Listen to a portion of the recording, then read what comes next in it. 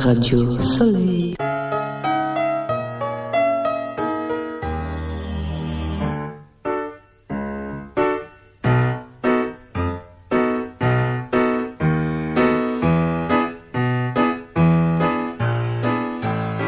Bonjour à toutes, bonjour à tous, bonjour Boubacar qui nous met en onde, bonjour Chantal. Bonjour André.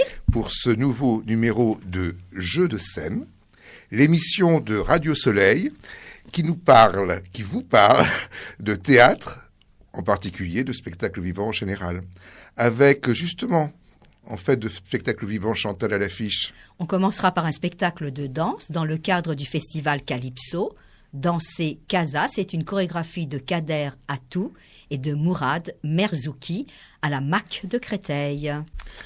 Au théâtre du Roi René, qui est une sorte de cousin du théâtre d'Avignon, No Bullshit de Alain Perron, mise en scène de Rémi Mazuel. Au théâtre du Rond-Point, 21 rue des Sources, c'est un texte de Philippe Mignana, une mise en scène de Philippe Mignana. Et tu as vu, Chantal ? Alors, c'est au théâtre de Chaillot, On s'en va. Alors, c'est d'après Sur les valises de Hanok Levin, mais dans la mise en scène de Christophe Warlikowski, c'est le Noït Théâtre. Et puis, Gras ou G-R-A-I-N, selon, de Marie-Magdeleine, mise en scène de Julien Marot, c'est à la Manufacture des Abbesses. Et à la Maison de la Culture du Japon, c'est donné l'expérience de l'arbre. C'est une conception, une mise en scène, une scénographie de Simon Gaucher avec aussi Tatsushige Udaka. Alors, un spectacle qui, je crois, se termine bientôt, ce soir, mais j'ai vu qu'il y avait un autre spectacle de danse de Marzouki qui va être monté Place d'Italie. Oui, au 13e art. Alors, mais ce spectacle dont je parle, on peut le voir aussi un petit peu plus tard, en décembre, au Gémeaux de Sceaux. Alors, c'est Danser Casa, c'est dans le cadre du festival de Calypso. Le festival de danse Calypso, c'est jusqu'au 17 décembre, et c'est 52 compagnies, 22 lieux, 71 représentations. Alors, ce Danser Casa, que j'ai beaucoup aimé, pour cette 7e édition donc du festival Calypso, c'est une pièce pour 8 danseurs marocains, 7 garçons et 1 fille.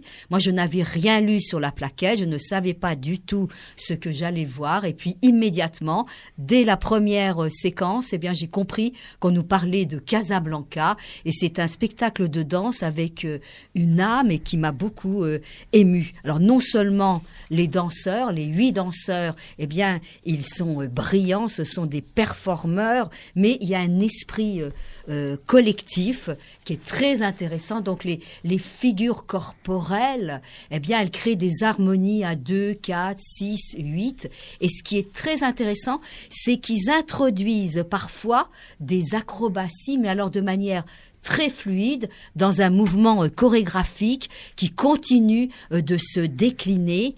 Des histoires d'amitié, de rivalité, de solidarité. On sent la rue chaleureuse, on sent la présence de ces jeunes. Il y a une vraie finesse d'interprétation qui est liée à un grand savoir-faire. Et puis tout cela est toujours exprimé avec grâce et surtout avec une belle énergie. Donc ça donne un spectacle particulier, tendance hip-hop, mais aussi lock-in, parcours, new style, house, mais il y a 2 chorégraphes, et Kader Atou et Mourad Merzouki. On sent qu'ils sont extrêmement présents, qu'ils demandent une rigueur, et ça donne en fait une vraie chorégraphie de ballet contemporain. Donc moi j'ai aimé, c'est presque une version un peu West Side Story, mais apaisée, avec une musique justement assez douce, assez harmonieuse de Régis Baillet-Diaphane. Et là-dedans, on voit toujours de la danse dialoguée. Ça commence d'une manière un petit peu particulière. On ne voit que les jambes découvertes des danseurs, un petit mouvement de doigts de pied, un petit mouvement de pied un petit peu bizarre. Et puis tout ceci va se compliquer et tout le corps va être mis en jeu. des applaudissements très fournis dans la grande salle de la MAC, et à la fin du spectacle, on nous offre encore, une chorégraphie, et c'était vraiment la grande joie dans cette grande salle de la MAC. Donc, Maison des Arts de Créteil. Vous pouvez encore y aller, ça se donne ce soir, et puis regardez pour la suite en décembre, Sceaux, et je crois qu'il y a un autre endroit aussi, c'est à Noisy-le-Sec. André, donc non bullshit, ça nous interpelle. Ça veut dire pas d'emmerde, quoi, pas de problème. C'est donc le monde de l'entreprise. Alors, il y a là 4 comédiens. Ou même, je suis pas gentil, hein. Il y en a 5. Mais bon, peu importe. Ce qui est important, c'est qu'ils ils jouent très bien ensemble. Et voilà, donc l'histoire, elle commence comme ça, une jeune femme qui vient se faire enrôler, engager dans une entreprise avec la sélection qu'on peut imaginer, avec toute l'ironie, toute la manière qu'on voit dans les entreprises. Effectivement, quand on connaît un petit peu, il peut y avoir cette façon-là. Et évidemment, c'est un véritable panier de crabes que cette entreprise, et on va avoir tous les dessous, toutes les relations par derrière, toutes les trahisons, toutes les problèmes d'avancement, etc. Et alors, il y a une chose qui est assez jolie que j'ai bien aimé, c'est un objet scénique. Ils sont connectés. Ils ont des gants, chacun a un gant, mais un gant connecté, ce qui fait que on sait exactement ce qu'ils font, comme ils font, etc. Mais des gants n'ont pas toutes la même couleur. Donc, selon l'importance qu'on a dans l'entreprise, on va avoir un gant bleu ou un gant rouge, etc. Et ça. Bon, donc ça fonctionne très très bien parce que justement c'est bien écrit. C'est bien écrit par Alain Perron qui d'ailleurs joue aussi. Moi, j'aime bien aussi le personnage qui joue, qui est lui, il a tout vu. Il est là, il est inamovible parce qu'il peut encaisser n'importe quoi. Il est tellement, ça fait 25 ans qu'il est dans cette entreprise. Lui, il a tout connu. Bon, et puis alors il y a le patron, mais qui est en rivalité avec celle qui monte. Vous voyez, bon, donc on a toute Game of Thrones à l'intérieur de l'entreprise, si on veut, et ça marche bien. Toute petite quand même, réserve, mais c'est pas méchant, c'est sur la scénographie. Je sais pas pourquoi, c'est sur une lumière très très forte blanche qui va nous graisser un tout petit peu. Je trouve ça un peu dommage, quoi. Mais bon, c'est peut-être voulu, c'est peut-être aussi la violence des choses. Mais bon, ça fonctionne. Alors attention, ça se donne que les jeudis, vendredis et samedis. C'est au théâtre du Roi René. Voilà.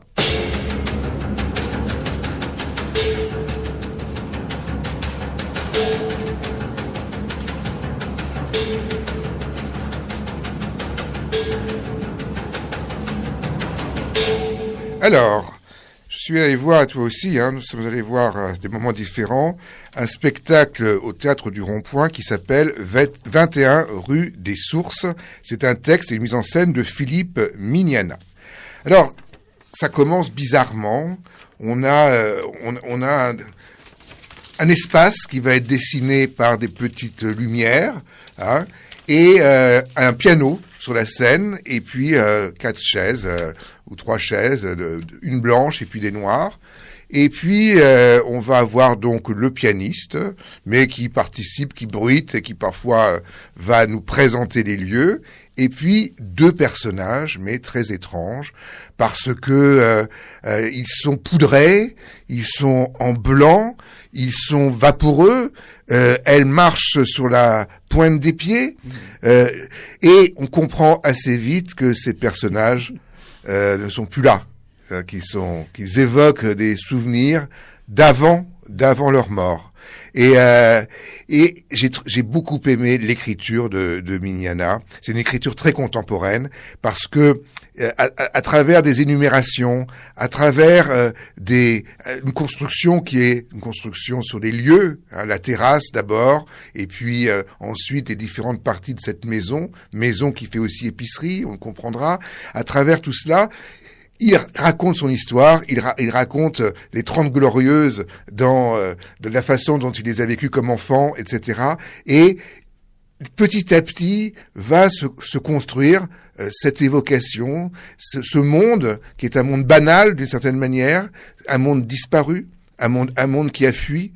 Et moi j'ai trouvé personnellement que c'est beaucoup plus profond qu'il n'y paraît, parce que c'est une interrogation sur la vie. Sur ce que c'est que la vie, et par des personnes qui en ont fait le tour malheureusement.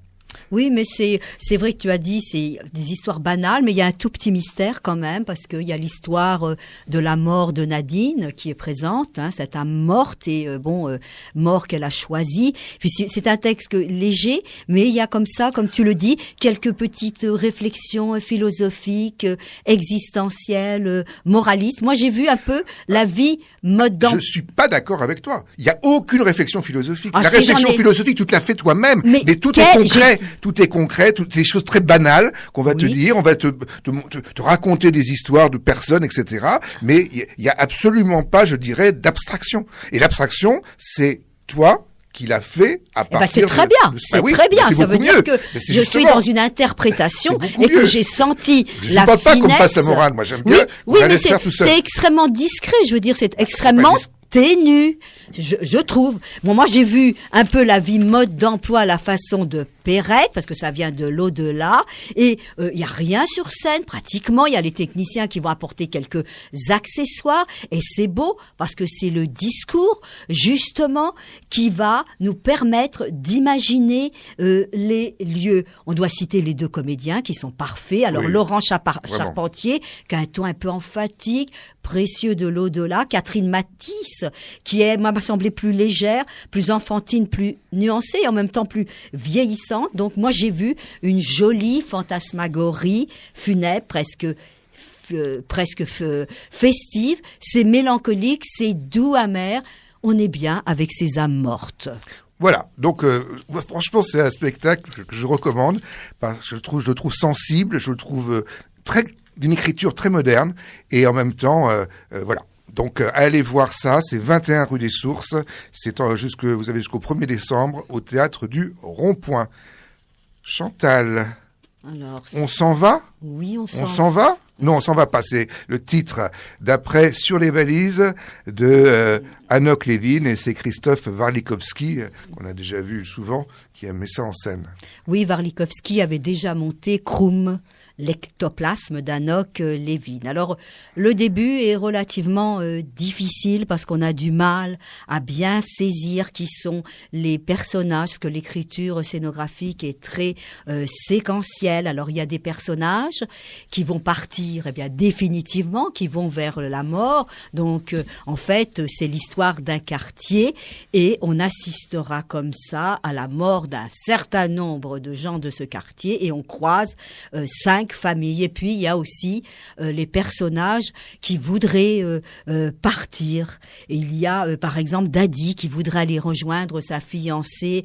Ensuite, il y a Ziggy. Bon, là, c'est la fiancée qui, effectivement, va partir. Alors, c'est particulier parce que je me demande si ce n'est pas plus du Warlikowski que du Anok Levin, parce que c'est Eros et Thanatos et c'est extrêmement sexué et c'est sexué très très moderne. Donc les névroses et les fantasmes israéliens là sont déplacés dans l'univers de Warlikowski. Alors il y a par exemple un personnage, un homme, grande perruque de fille blonde, un peu transgenre avec un string qui investit la scène. Il y aura aussi une belle femme, Angela, une américaine qui fait des selfies pour se mettre sur YouTube. Bon, c'est un peu grâce à ce personnage qu'on va définir mieux le lieu, parce que on avait auparavant on a vu quelques difficultés. Donc on voit qu'on est à Varsovie, elle fait des photos de Varsovie. Alors les petites histoires individuelles prennent un sens plus général, un sens plus tragique. C'est vrai qu'on ne rit pas trop. Avec Enoch Levin, on est habitué tout de même à rire. Il y a que dans la deuxième partie, après l'entracte, que moi j'ai un peu ri, parce que là j'ai trouvé qu'il y avait des situations simples, traitées avec cynisme, comme chez Enoch Levin, mais c'est noir et désespéré. Le décor, c'est un grand hall d'attente, avec de part et d'autre de la scène, des banquettes, et puis côté cour, des WC. Alors il va s'en passer dans les WC, il y aura la vidéo qui va nous projeter ce qui se passe. C'est intéressant d'ailleurs cette vidéo parce qu'elle est un petit peu BD. Donc ça m'a passionné quand même si j'ai quelques réserves. Non, c'est pas des réserves, c'est que je suis venue avec des a priori parce que je connais un peu l'univers d'Enoch Levin et que je pensais le rencontrer. Mais là, c'est exubérant, outrancier, parfois caricatural. Il y a des excès d'effets et on peut penser que c'est inégal, que à cause justement de nos attentes. Parfois, c'est parasité par des ajouts. Il y a peut-être trop de choses. Ça masque les petites tragédies individuelles, familiales, mais c'est quelque chose qui laisse de l'impression une fois qu'on est sorti. C'est aussi ça le théâtre, il continue, le théâtre est éphémère et il continue de vivre en nous une fois qu'on est sorti du mieux, théâtre. Parce qu'en plus c'est fini, c'est ça? Non, mais écoute, ils ont fait une grande tournée internationale, donc voyons, ils sont allés. Heureusement qu'il en reste quelque chose. Oui, et là je n'ai pas les dates du prochain spectacle, mais je suppose qu'ils sont ailleurs. Donc c'est Christophe Warlikowski, On s'en va, que j'ai vu au Théâtre du Rond-Point.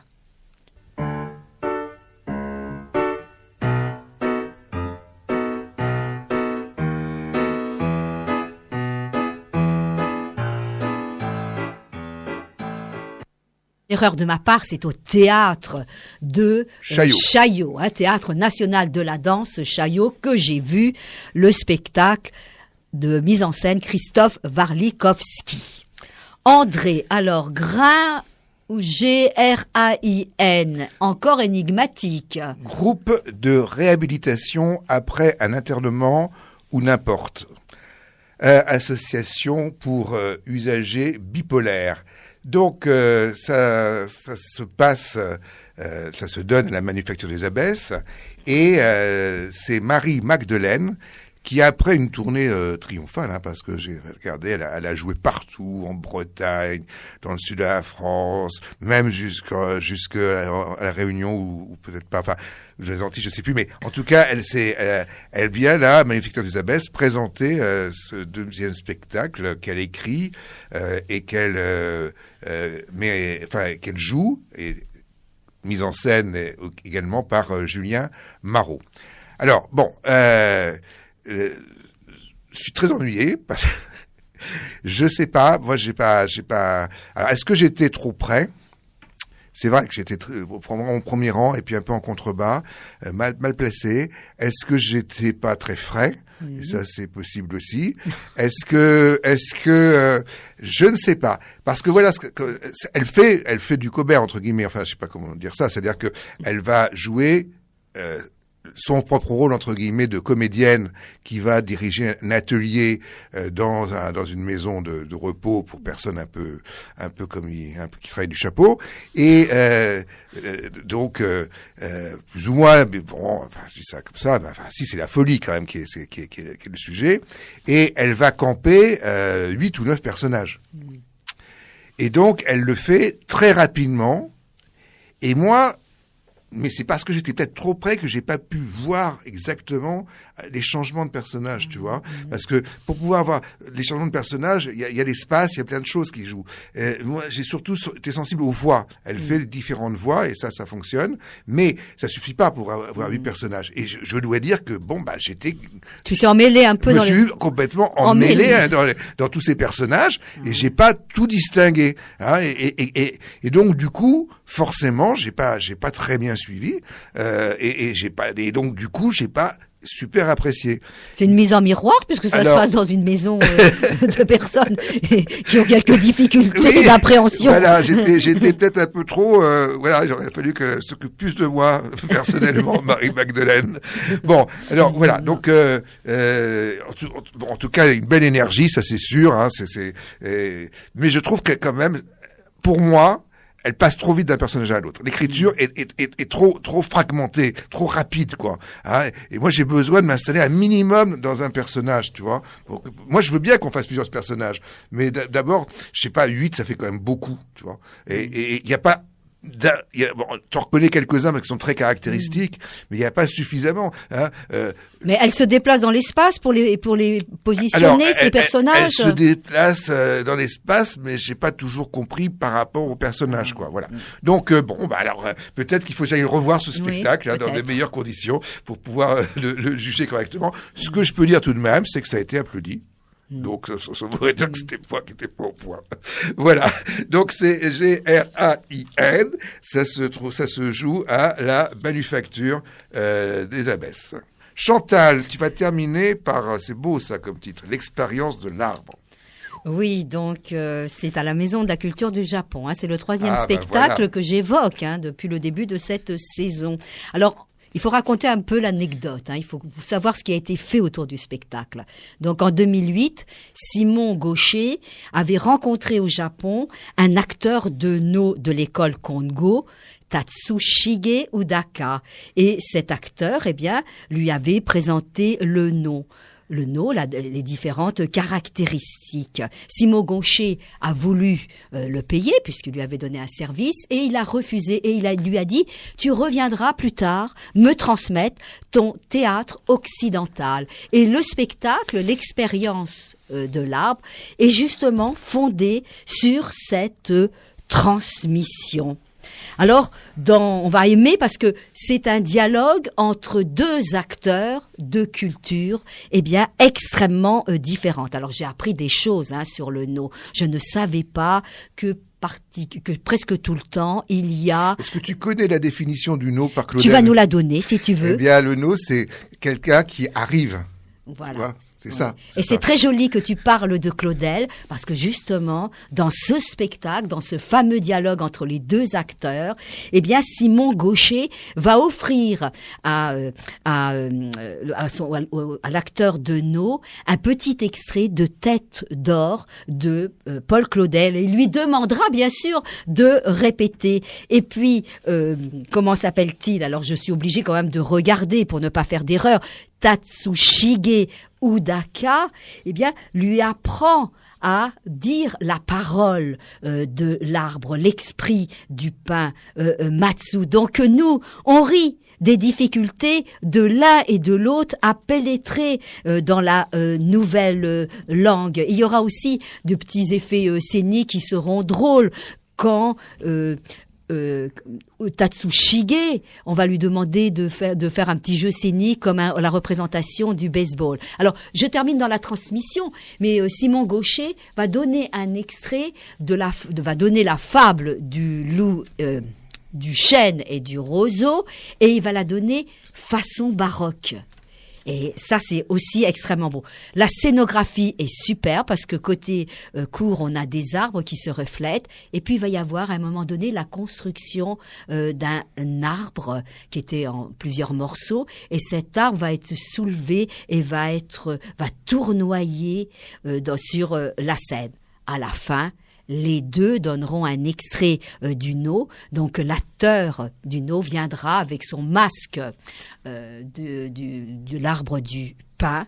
Et ça, bon, j'ai juste une petite réserve parce que c'est Simon Gaucher, lui, il n'a pas de costume. Il n'a pas du tout de costume, mais c'est véritablement un très beau spectacle, très émouvant, accompagné par une musique. Oui. Pour le voir, il faut aller au Japon.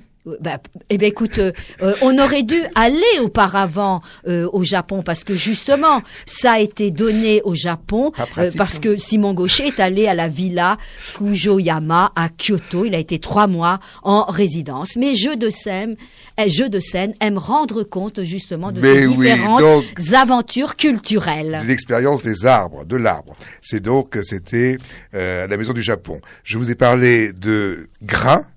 de Marie-Magdeleine, mise en scène de Julien Marot. C'est à la Manufacture des Abbesses. On s'en va d'après, alors c'est librement inspiré de Sur les valises de Anouk Levin, dans la mise en scène de Christophe Warlikowski par le Nowy Théâtre. 21 rue des Sources de Philippe Mignana, mise en scène de l'auteur au Théâtre du Rond-Point. No Bullshit de Alain Perron, mise en scène de Rémi Mazuel. Ça, c'est pas tous les jours, attention, hein, c'est en fin de semaine. C'est au théâtre du Roi René. Et suivez le festival Calypso et vous pouvez encore aller ce soir voir Dépêchez-vous. Danser Casa de Kader Atou et de Mourad Merzouki. Voilà, et on se retrouve la semaine prochaine pour de nouvelles aventures dramatiques et donc théâtrales. Au revoir.